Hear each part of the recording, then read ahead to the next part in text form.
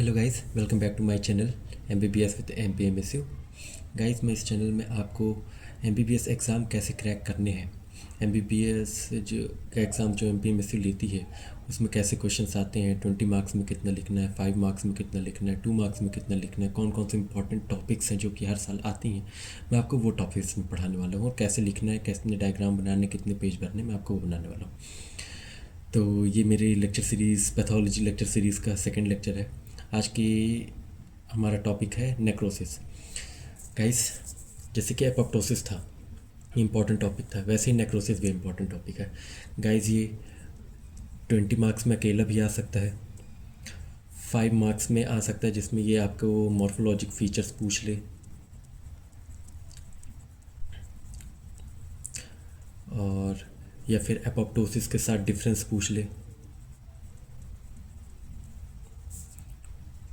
Difference पूछ सकता है। 2 मार्क्स में भी इसको पूछा जा सकता है। 2 मार्क्स में आपसे इसमें डेफिनेशन पूछ सकते हैं, इसके कितने टाइप्स होते हैं वो पूछा जा सकते हैं। तो चलिए गाइस, चालू करते हैं। तो गाइस, नेक्रोसिस में हमको पढ़ना क्या क्या है। सबसे पहले तो ऑब्वियसली हम इसकी डेफिनेशन पढ़ेंगे। डेफिनेशन के बाद इसके कॉज क्या क्या होते हैं, और फिर हम पढ़ेंगे मॉर्फोलॉजिक फीचर्स पढ़ेंगे।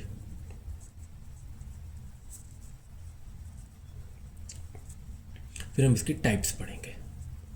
तो सबसे पहले पढ़ते हैं हम डेफिनेशन। तो गाइस, डेफिनेशन क्या होती है? Necrosis defined as localised area of death of tissue. किसी एक लोकलाइज एरिया पे जो टिश्यू होगी उसकी डेथ होगी, फिर उस सिर्फ इसकी डेथ नहीं होगी, इसके बाद में फिर जो सेल्स के या फिर उस लोकलाइज्ड एरिया में जो टिश्यूज़ हैं, टिश्यूज़ में बहुत सारे सेल्स होते हैं, उनके पास जो हाइड्रोलिटिक एंजाइम्स हैं ना, उस वो फिर डिग्रेड भी करेंगे उस सेल्स को। देखिए, जैसे कि मान लेते हैं ये एक टिश्यू है, मान लीजिए पैर का टिश्यू था, ठीक है, पैर में कट लगा। चलिए हम सिंपल सा एग्जांपल लेते हैं। पैर में कट लगा, वो रस्टेड आयरन थी। रस्टेड आयरन से आपको पता होगा टिटैनी होती है, क्लोस्ट्रीडियम टिटैनी के कारण। तो हमने टिटनेस का इंजेक्शन नहीं लगाया, बहुत से लोग नहीं लगाते हैं। तो यहाँ की एरिया सड़ना चालू हुई, ये पैर का एरिया सड़ना चालू हुई, ऐसे कट लगा था, ये कट लगा था, अगर चलना चालू हुई। तो इसमें बहुत सारे सेल्स होते हैं, एक टिश्यू में बहुत सारे सेल्स होते हैं, सेल्स में एक टिश्यूज़, ठीक है। तो इनकी डेथ होगी, तो इनके पास जो हाइड्रोलिटिक एंजाइम्स होंगे ना, वो इनको भी मारना चालू कर देंगे। तो ये होता है। So necrosis defined as localised area of death of tissue followed later by degradation of tissue by hydrolytic enzymes. ये नेक्रोसिस की डेफिनेशंस होती है, ठीक है। अब नेक्रोसिस के कॉजेज़ क्या क्या हो सकते हैं? जैसे कि मान लो ये टिश्यूज़ है, जैसे एपोप्टोसिस में थे वैसे यहाँ पे भी हो सकते हैं, ठीक है। केमिकल या फिर फिज़िकल एजेंट्स आ गए हों, कुछ ऐसे केमिकल एजेंट्स आ गए हों जिनको बॉडी का इम्यून सिस्टम मार ही ना पा रहा हो, तो सेल्स को मारने लगे। कोई फिज़िकल एजेंट्स भी ऐसे हो सकते हैं। फिज़िकल एजेंट्स में मेनली रेज वगैरह आ जाती हैं, जैसे कैंसर वगैरह हो गया, और चोट लगना केमिकल एजेंट्स में, जैसे कि लेड वेड हो गए, ये सब के कारण हो सकता है। और एक हो सकता है हाइपोक्सिया, ये मेन रीज़न होता है। हाइपोक्सिया इज़ एब्सेंस और इनसफिशिएंट सप्लाई ऑफ ऑक्सीजन कारण। तो इनसफिशिएंट सप्लाई ऑफ ऑक्सीजन होगी तो ब्लड अच्छे से नहीं जाएगा, तो उसके कारण भी सेल्स की टिश्यूज, उसको खाना पीना नहीं मिलेगा, ब्लड के थ्रू ना उसको ऑक्सीजन मिलेगा, तो उसकी डेथ हो सकती है। और माइक्रोबियल एजेंट्स हो सकते हैं, माइक्रोबियल एजेंट्स के कारण टिश्यूज़ की डेथ हो सकती है, फिर सेल्स की डेथ हो सकती है। या फिर इम्यूनोलॉजिकल इंजरी हो सकती है, कोई ऐसी डिसीज़ हो जाए जिसमें इम्यून रिस्पॉन्स बहुत इम्यूनोलॉजिकल इंजरी, कुछ ऐसी डिसीज़ हो सकती हैं जिसमें इम्यून सिस्टम इतना वीक पड़ जाए कि वो फॉरेन ऑर्गेनिज्म से अपने टिश्यूज़ या फिर सेल्स को बचा ही नहीं पा रहा। तो ये हो सकते हैं कॉजेज़। ये मैंने आपको कॉजेज़ बता दिए, डेफिनेशन बता दी, कॉजेज़ बता दिए। अब आते हैं हम इसके मॉर्फोलॉजिक फीचर्स पे। गाइस, मॉर्फोलॉजिक फीचर्स हम एपोप्टोसिस के साथ साथ पढ़ेंगे, ठीक है। तो एपोप्टोसिस का ऐसा था कि उसमें सिंगल सेल इन्वॉल्व थे या फिर बहुत या फिर 4-5 सेल्स ही थे, इतना था, या फिर स्मॉल क्लस्टर ऑफ सेल्स मैंने आपको बताया था। इसमें जो मॉर्फोलॉजिक फीचर्स हम पढ़ेंगे,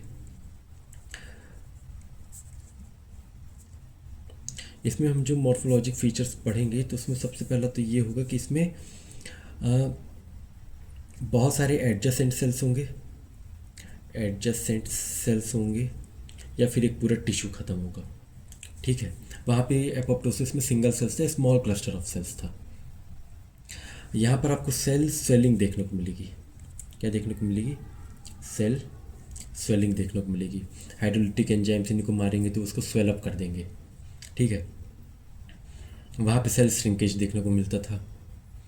वहाँ पे ऑर्गेनल्स डैमेज देखने को नहीं मिलते थे, यहाँ पे ऑर्गेनल्स हैं वो डैमेज हो जाएंगे, ऑर्गेनल्स डैमेज देखने को मिलेगा हमको, क्योंकि हाइड्रोलिटिक एंजाइम से ना सेल, देखो सेल की, जैसे ये हुआ सेल, ठीक है, ये माइटोकॉन्ड्रिया हुआ, गोल्गी एपरेटस, ये सब, ये साइटोप्लाज्म है, ये सेल्स। तो इनके जो खुद के एंजाइम से प्रोटीन्स होते हैं वही ना खुद को ही डैमेज करने लगेंगे, वो बाहर निकलेंगे और ख़त्म करने लगेंगे, तो सेल उसके कारण सेल अप हो जाएगा।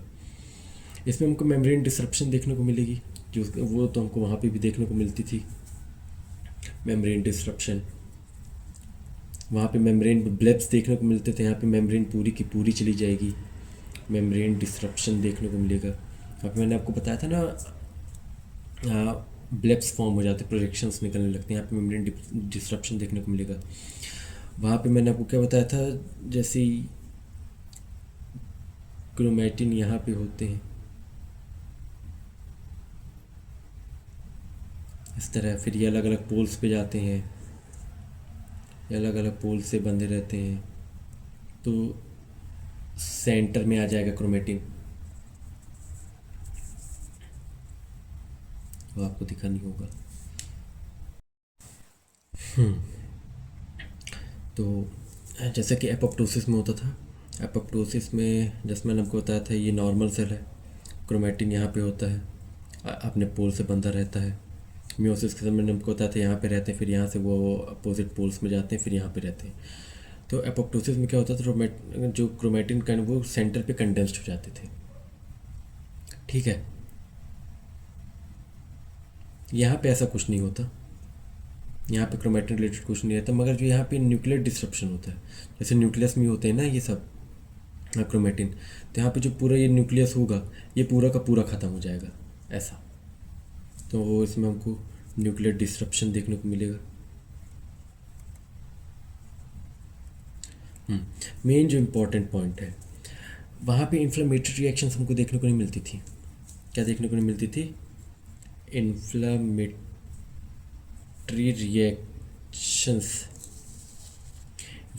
रिएक्शंस हमको देखने को नहीं मिलती थी। यहाँ पे हमको इन्फ्लेमेटरी रिएक्शंस देखने को मिलेंगी। ये एपोप्टोसिस के लिए है, एपोप्टोसिस में देखने को नहीं मिलती इन्फ्लेमेटरी रिएक्शंस, यहाँ पे हमको इन्फ्लेमेटरी रिएक्शंस देखने को मिलेंगी। तो क्या क्या डिफरेंस मैंने आपको बताया एपोप्टोसिस और नेक्रोसिस में। एपोप्टोसिस में ना सिंगल सेल या फिर स्मॉल क्लस्टर ऑफ सेल्स होते थे। ठीक है, यहाँ पे ना एडजेसेंट सेल्स देखने को मिलेंगे, फिर पूरा का पूरा टिश्यू की डेथ होगी। वहाँ पे श्रंकन मासेस देखने को मिलते थे हमको, यहाँ पे हमको सेल्स स्वेलअप होते हुए दिखेंगे नेक्रोसिस में। यहाँ पे नेक्रोसिस में हमको ऑर्गेनेल्स जो हैं वो डैमेज होते हुए दिखेंगे। एपोप्टोसिस में जो मेम्ब्रेन थे उसमें ब्लैक्स देखने को मिलते थे, प्रोजेक्शंस देखने को मिलती थी। यहाँ पे मेम्ब्रेन पूरी की पूरी डिस्टर्ब हो जाएगी, पूरी की पूरी ख़त्म हो जाएगी। वहाँ पे हमको क्रोमैटिन सेंटर पे कंडेंस्ड होते हुए दिखता था, फिर बाद में हाइड्रोलिटिक एंजाइम्स आते थे उसका फ्रेगमेंटेशन कर देते थे। यहाँ पे ऐसा कुछ नहीं देखने को, यहाँ पे हमको न्यूक्लियर ही देखने को नहीं मिलेगा, न्यूक्लियर ही डिस्टर्ब हो जाएगा पूरा, नहीं होता है। तो मैंने आपको मॉर्फोलॉजिक फीचर्स बता दिए, अब मैं आपको बताता हूँ टाइप्स। टाइप्स बहुत इंपॉर्टेंट है गाइस, वो अच्छे से सुनिएगा। हाँ तो गाइस अब मैं आपको बताता हूँ टाइप्स। तो नेक्रोसिस मेनली 5 टाइप्स के होते हैं। नेक्रोसिस 5 टाइप्स के होते हैं। 5 टाइप्स के नाम याद कर लीजिएगा, नाम तो होने चाहिए, के बारे में भी आपको बताऊंगा। आज ये वीडियो देखते देखते आपको एग्ज़ाम में नेक्रोसिस के बारे में कितना लिखना कितना नहीं लिखना आपको वो सब अच्छे से पता चल जाएगा। सबसे पहला होता है कोएगुलेटिव नेक्रोसिस। कोएगुलेटिव नेक्रोसिस ये मोस्ट कॉमन होता है, आगे हम पढ़ेंगे इसके बारे में डिटेल में। दूसरा होता है लिक्विफेक्टिव। लिक्विफेक्टिव। तीसरा होता है केशियस नेक्रोसिस। चौथा होता है फैट नेक्रोसिस। और गाइस पांचवा होता है फिब्रिनॉइड। सबसे पहले आपको इनके नाम होने चाहिए, coagulative necrosis, लिक्विफेक्टिव necrosis, caseous necrosis, fat necrosis, fibrinoid necrosis. Viva में आपसे इन पांचों के नाम पूछे जा सकते हैं, कितने तरह के नेक्रोसिस होते हैं। आइए अब हम सबको डिटेल्स में पढ़ते हैं। हाँ तो गाइस सबसे पहले हम पढ़ने वाले हैं coagulative necrosis. Guys coagulative necrosis को हम इस्चेमिक नेक्रोसिस भी बोलते हैं, मतलब इस्चीमिया के कारण होता है ये। इस्चीमिया तो आपको पता ही होगा, जैसे कि ये ऑर्गन है, ये इसको ब्लड सप्लाई कर रही है, ये कैपिलरीज आर्टरीज हो गई, ये काम ही करना बंद कर दे, मतलब ब्लड इन ऑर्गन्स में जाना ही बंद हो जाए। अब ब्लड ऑर्गन में जाना बंद हो जाएगा, ब्लड क्या लेके जाता है, न्यूट्रिएंट्स लेके जाता है, ऑक्सीजन, डिजॉल्व्ड ऑक्सीजन लेकर जाता है। अब ऑर्गन को अगर न्यूट्रिएंट्स ही नहीं मिलेगा, खाना पानी ही नहीं मिलेगा और ऑक्सीजन नहीं मिलेगा, तो उसकी अपने आप ही मौत हो जाएगी। और ऑर्गन किससे बना हुआ होता है, टिश्यूज से बना हुआ होता है, टिश्यूज किससे बना हुआ होता है, सेल से बना हुआ होता है, तो इसकी डेथ हो जाती है।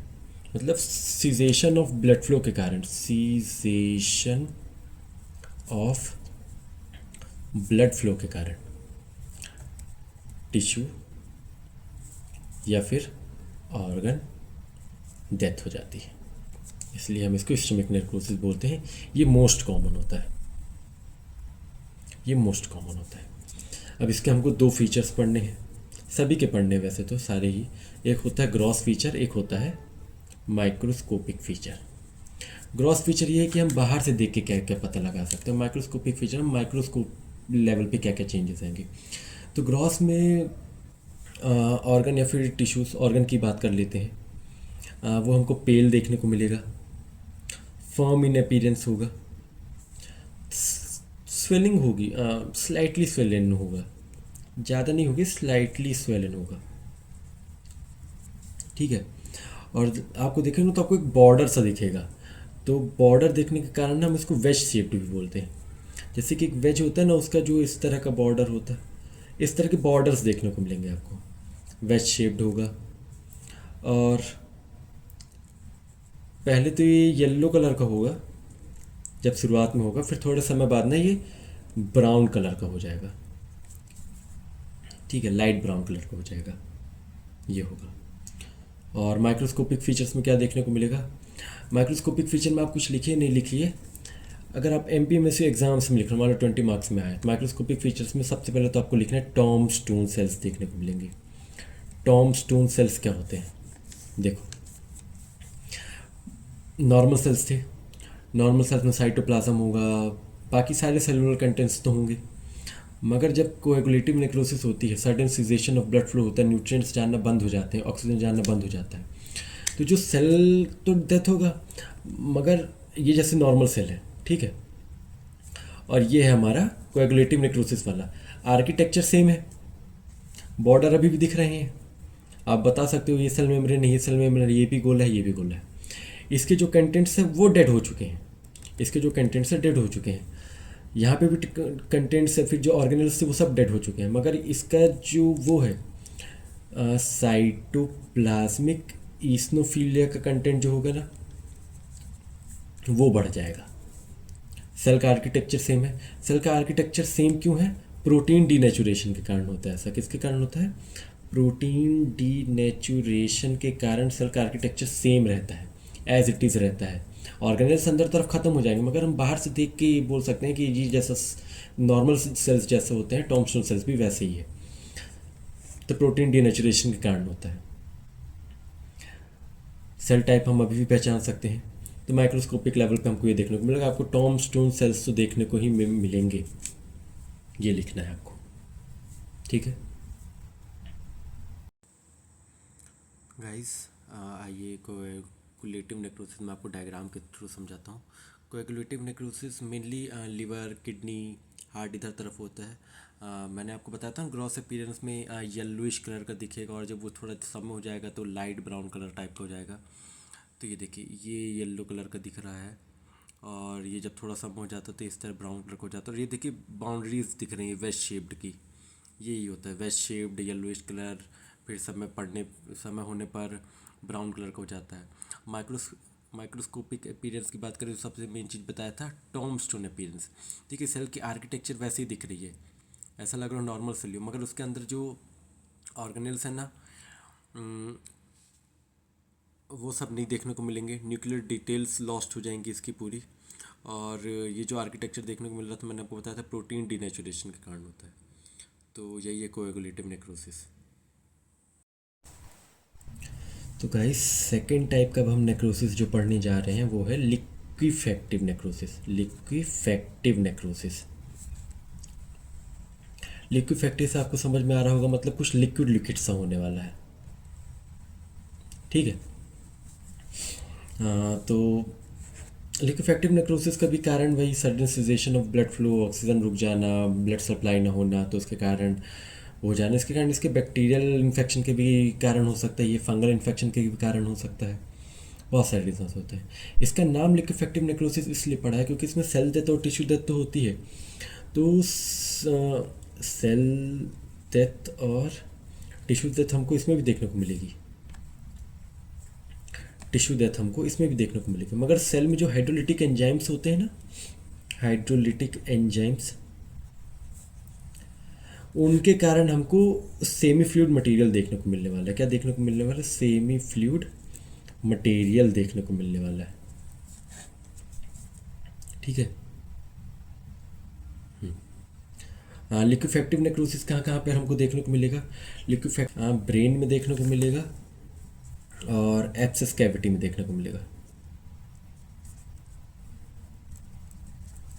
एब्सेस कैविटी मतलब जहाँ पे फ्लूइड भर जाता है ब्रेन में, ब्रेन की कैविटीज़ में फ्लूइड भर जाएगा, वो लिक्विफेक्टिव नेक्रोसिस का ही मेन एग्जांपल होता है। और इसका हम ग्रॉस और माइक्रोस्कोपी अगर डिस्कस करेंगे,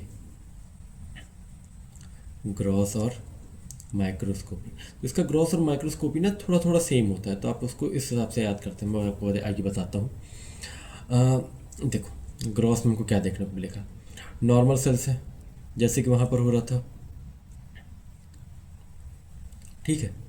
तो इस बार देखो जैसे नॉर्मल सेल्स में हमको मेम्ब्रेन देखने को मिली थी, सेल मेम्ब्रेन देखने को मिल रही थी, मगर आर्किटेक्चर बंधा हुआ था। यहाँ पे भी हमको देखने को मिल रही थी कोएगुलेटिव नेक्रोसिस में। मगर गाइस इस बार जो लिक्विफेक्टिव नेक्रोसिस होगा ना, उसमें ना आर्किटेक्चर ना पूरा लॉस्ट हो जाएगा। न्यूक्लियर डिटेल्स तो वहाँ भी लॉस्ट हो गई थी, न्यूक्लियर डिटेल्स यहाँ भी लॉस्ट हो जाएंगी। मगर गाइस यहाँ वहाँ पे मेम्ब्रेन्स थी जिसके कारण आर्किटेक्चर प्रिजर्व था। लिक्विफेक्टिव नेक्रोसिस में आर्किटेक्चर लॉस्ट हो जाएगा, और ये जो जिसके कारण ये ऐसा लगेगा ना कि ये गोल गोल है, ये सिस्टिक वॉल फॉर्म हो जाएगी, सिस्टिक वॉल। और सिस्टिक वॉल के अंदर ये जो था, यहाँ पे नेक्रोटिक डेब्रीज भरा होगा, नेक्रोटिक डेब्रीज, जिसके कारण और यहीं पे सेमी फ्लूइड अपीयरेंस देखने को मिलेगा हमको। तो सबसे पहली बात क्या है कि यहाँ पे सिस्टिक वॉल आएगा, सिस्टिक वॉल आएगा, और नेक्रोटिक डेब्रीज देखने को मिलेगी। और अगर ये सेमी फ्लूइड कंसिस्टेंसी है तो ये सॉफ्ट होगा, लिक्विफाइड सेंटर होगा। माइक्रोस्कोपी की अगर बात करें, माइक्रोस्कोप में क्या देखने को मिलेगा? माइक्रोस्कोप में ना हमको नेक्रोटिक डेब्रीज, इसमें सिस्टिक स्पेस के अंदर cystic wall, cystic wall, cystic wall के अंदर सिस्टिक स्पेस, सिस्टिक स्पेस के अंदर नेक्रोटिक डेब्रीज, ये देखने को मिलेगी हमको। ये नेक्रोटिक डेब्रीज और कुछ नहीं, जो मैक्रोफेजेस होते हैं ना, मैक्रोफेजेस फैगोसाइटोस मटेरियल से फिलअप हो जाते हैं, वही होते हैं नेक्रोटिक डेब्रीज। ये पिंक कलर का दिखेगा, किस कलर का देखने को मिलेगा? एमॉर्फस पिंक कलर का बोलते हैं, पिंक कलर का देखने को मिलेगा। और ये जो सिस्ट वॉल्स हैं ये किससे बनी हुई होंगी? सिस्ट वॉल्स आर्टरीज, आर्टरीज नहीं, आर्टेरियोल्स, कैपिलरीज, इन्फ्लामेटरी सेल्स, इन सबसे सिस्टिक वॉल बनी हुई होगी। तो लगभग लगभग सेम है। गाइस अब हम पढ़ते हैं लिक्विफेक्टिव नेक्रोसिस को बाय डायग्राम। ये हम ग्रॉस फीचर्स पढ़ रहे हैं। ये देखिए, मैंने आपको बताया था ना, ब्रेन कैविटीज़ में होता है, फिर एब्सिस कैविटी में होता है। तो ये देखिए, ये जो एरिया है ना, ये जो येलो येलो दिख रहा है, ये पानी पानी सा लग रहा है। सेमी फ्लूइड मटेरियल के कारण मैंने आपको बताया था नेक्रोटिक डेब्रीज बन जाती है। नेक्रोटिक डेब्रीज और कुछ नहीं, फैगोसाइटोज्ड मटेरियल होती है जो कि मैक्रोफेजेस में होती है। तो ये ऐसा दिखेगा, ग्रॉस अपीयरेंस ऐसा दिखेगा लिक्विफेक्टिव नेक्रोसिस का। माइक्रोस्कोपिक फीचर की अगर बात करेंगे तो ये देखिए, सेल आर्किटेक्चर पूरा ख़त्म हो चुका है, पता ही नहीं चल पा रहा है कि सेल हैं कौन से, सेल कौन से नहीं है। ये जो एरिया है, ये यहाँ से लेकर इतना है, ये जो हल्का हल्का सा है यहाँ पर, हल्का हल्का सा, ये है सिस्ट। सिस्टिक वॉल किससे बनती हैं? ये कैपिलरीज आर्टेरियोल्स से वगैरह बन जाती हैं। और ये सिस्टिक स्पेस होता है, सिस्टिक स्पेस में नेक्रोटिक डेब्रीज होती है। यही है लिक्विफेक्टिव नेक्रोसिस का माइक्रोस्कोपिक फीचर। केशियस नेक्रोसिस, जो कि हमारा थर्ड टाइप का है, केशियस नेक्रोसिस। केशियस नेक्रोसिस का ना सबसे मेन जो इम्पोर्टेंट लाइन जो हमको लिखनी केशियस नेक्रोसिस के बारे में, ये कोएगुलेटिव नेक्रोसिस और लिक्विफेक्टिव नेक्रोसिस, लिक्विफेक्टिव नेक्रोसिस दोनों के फीचर्स शो करता है। कैसे? कोएगुलेटिव नेक्रोसिस क्या शो करता था? कोएगुलेटिव नेक्रोसिस मेनली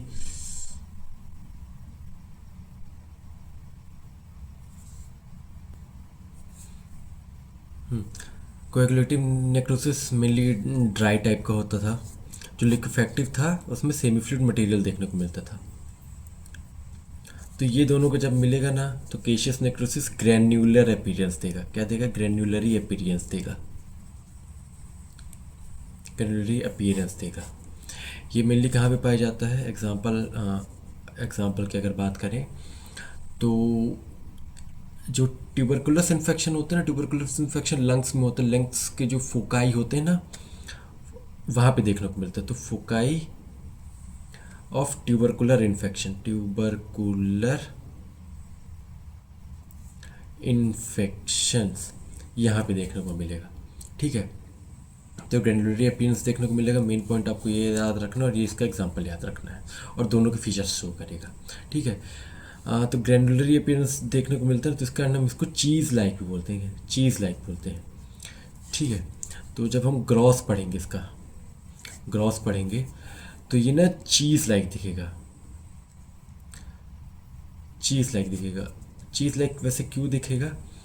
जो यहाँ ट्यूबरकुलोसिस वाला जो बैसिलाई होते हैं ना, ट्यूबरकल बैसिलाई, ट्यूबरकल बैसिलाई में ना लाइपोपॉलीसैकेराइड देखने को मिलते हैं, लाइपोपॉलीसैकेराइड देखने को मिलते हैं। इसके इफेक्ट के कारण ये चीज़ लाइक देखने को मिलता है। ट्यूबरकुलर बैसिलाई में लाइपोपॉलीसैकेराइड्स प्रेजेंट रहते हैं, उसके इफेक्ट के कारण वो चीज़ लाइक देखने को मिलता है हमको। ठीक है, और ग्रॉस में और क्या क्या देखने को मिलेगा? ग्रैन्युलर देखने को तो मिलेगा, सॉफ्ट रहेगा, और येलो इन कलर देखने को मिलेगा, येलो इन कलर देखने को मिलेगा। ठीक है, और माइक्रोस्कोप की बात करेंगे हम। माइक्रोस्कोपी की अगर हम बात करेंगे तो माइक्रोस्कोपी में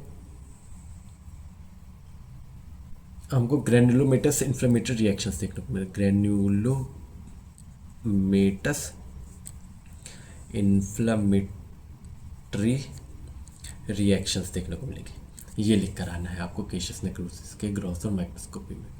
ठीक है, अब हम पढ़ते हैं अपना नेक्स्ट वन, जो कि होगा फैट नेक्रोसिस। केशियस नेक्रोसिस, दोनों डायग्राम साथ में देखते हैं, ग्रॉस अपीयरेंस और माइक्रोस्कोपिक अपीयरेंस।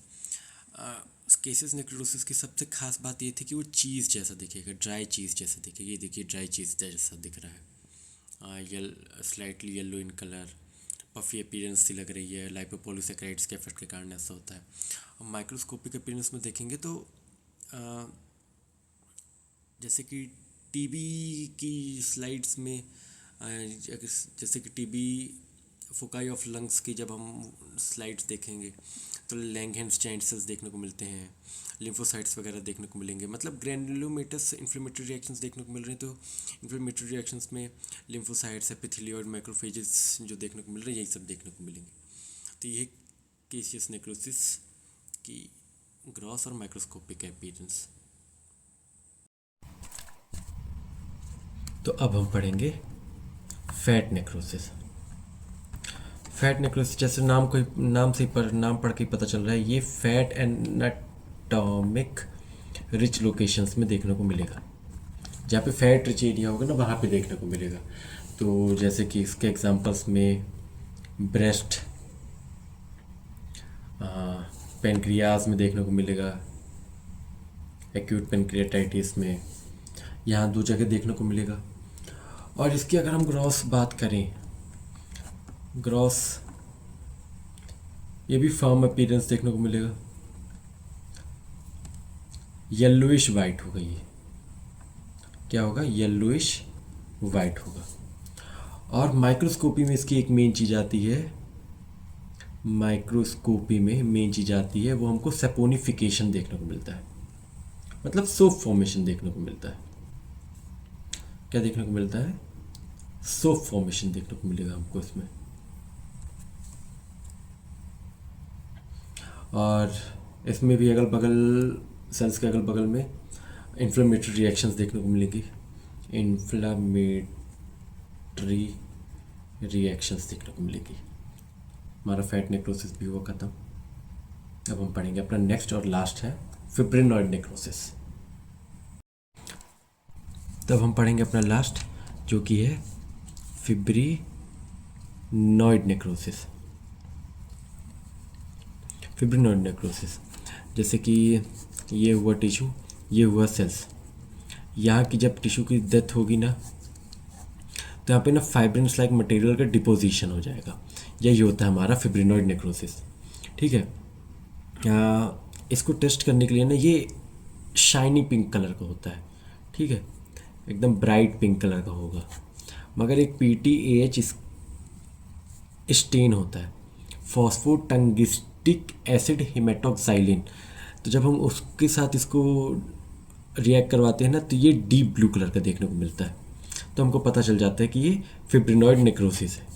ठीक है, इसके अगर हम इसमें मेनली ग्रॉस का कोई इम्पोर्टेंस है नहीं, हम माइक्रोस्कोपी की बात करेंगे।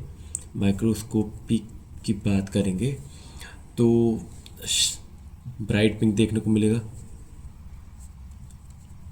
ब्राइट पिंक देखने को मिलेगा। डिपोजिशंस देखने को मिलेगा, तो हाइलिन लाइक डिपोजिशन देखने को मिलेगा, हाइलिन लाइक डिपोजिशन देखने को मिलेगा। और ईसनोफिलिक देखने को मिलेगा, ईसिनोफिलिक देखने को मिलेगा। तो गाइस, इसके साथ हमारा नेक्रोसिस यहाँ पे ख़त्म हुआ। हमने नेक्रोसिस की डेफिनेशन पढ़ी, हमने नेक्रोसिस के कॉजेज़ पढ़े, किस कारण से होता है। हमने उसके मॉर्फोलॉजिक फीचर्स पढ़े, वो कैसे एपोप्टोसिस से डिफरेंट है, उसके मॉर्फोलॉजिक फीचर्स वो हमने पढ़े। हमने उसके 5 टाइप्स पढ़े, ग्रॉस देखे, माइक्रोस्कोपी देखी। गाइस, अगर 20 नंबर में आता है तो आपको तो सब कुछ लिखना है। ठीक है, मैंने आपको जो जो डायग्राम्स बताए हैं आपको वो बनाना है। और फिब्रिनॉइड फैट नेक्रोसिस में तो डायग्राम उतने नहीं हैं, मगर उन 3 जगह हैं डायग्राम्स, वहाँ पे आपको अच्छे से एक्सप्लेन करना है। उन जो टॉमस्टोन मैंने जैसे कोएगुलेटिव नेक्रोसिस का फीचर है वो आपको लेबल करना पड़ेगा। और जैसे ही चीज़ लाइक दिखता है तो बताना पड़ेगा चीज़ लाइक क्यों दिखता है केशियस नेक्रोसिस। इसके अलावा आपसे कुछ भी नहीं पूछेगा। और आप ये जैसे मेरे लेक्चर नोट्स हैं, मैं आपको ये भी शेयर करूंगा, मैं आपको अपने खुद के नोट्स बना के भी शेयर करूंगा, जैसे मैंने एपोप्टोसिस के लिए शेयर किया था। आपको मेरा टेलीग्राम चैनल लिंक नीचे रहेगी वीडियो के, उससे ज्वाइन करना है। वहाँ पे मैंने सारे वीडियो लेक्चर जो मैं आपको वीडियो लेक्चर्स पढ़ाऊँगा, उन सबके वीडियो लेक्चर के नोट्स और मेरे खुद के नोट्स, कैसे मैं एग्ज़ाम पे लिख कर आया था और मैं बहुत अच्छे नंबरों से पास हुआ। आपको उतना करना है, वो सब पढ़ना है, बार बार पढ़ना है, इनको याद करना है।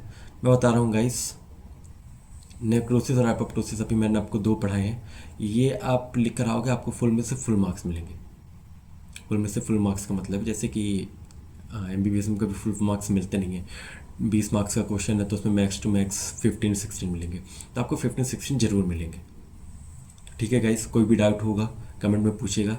अगर आपको पसंद आया होगा तो लाइक करिएगा, वीडियो को अपने दोस्तों के साथ शेयर करिएगा। मैं इसमें माइक्रोलॉजी और फार्मा की भी सीरीज़ लाऊंगा, कैसे पेपर निकालने हैं। पैथो भी पढ़ा ही रहा हूँ, तो अगर आपको मेरा पढ़ाई वो समझ में आ रहा हो तो लाइक करिएगा, शेयर करिएगा और मेरे चैनल को सब्सक्राइब करिएगा। मिलते हैं नेक्स्ट वीडियो में।